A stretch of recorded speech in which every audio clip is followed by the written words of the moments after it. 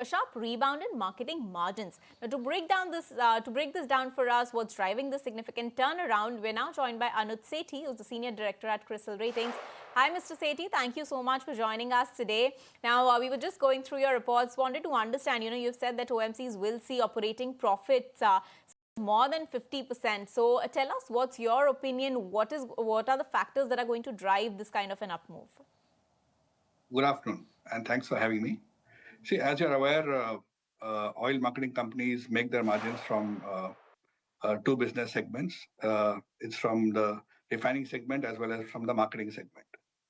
On the refining segment, which is nothing but the gross refined margins, which means the value of refined products less the cost of crude, there we expect margins of about 4 to 6 per barrel this fiscal compared to about 5.7 on an average last fiscal.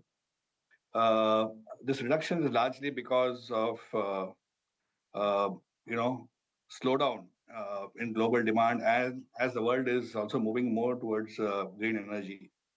On the other hand, marketing margins, which are the margins made on sale of retail fuel, is petrol, diesel, as well as other petroleum products.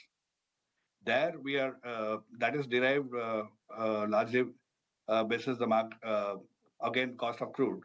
And there, because of the softening of crude from about, uh, we expect an average about 65 to 67 per barrel this year, from about $79 per barrel last year, which means that the margins will be about $14 per barrel compared to about $6 per barrel. So $14 from your marketing margins and about $4 to $6 from the refining margins will mean about $18 to $20 this year, compared to about $12 per barrel last year, which is about a 50% increase in operating profits. So that's the maths. Got it. And, Mr. Sethi, with the Ukraine peace talks, that's showing some progress as far as the draft deal is concerned. So if you could give us some light on how could this geopolitical tension that could impact the global oil prices in the near term? Do you expect Brent to fall further on increasing supplies?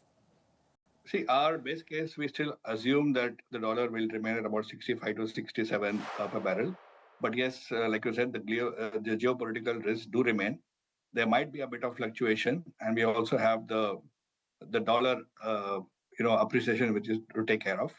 But if we look at it on a broader scale, given where global demand is and the fact that supplies are continuing even from the non-OPEC countries, and a good inventory has also built up.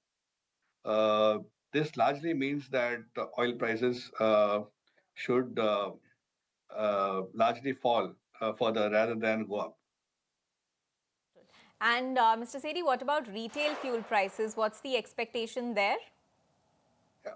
See, we have not assumed any correction in retail fuel prices, at least this fiscal. Having said that, crude prices have definitely softened, but the global political uncertainties do remain. And more recently, we've also had, the recent and good correction in GST on certain products. Of course, not fuel related, non-fuel related.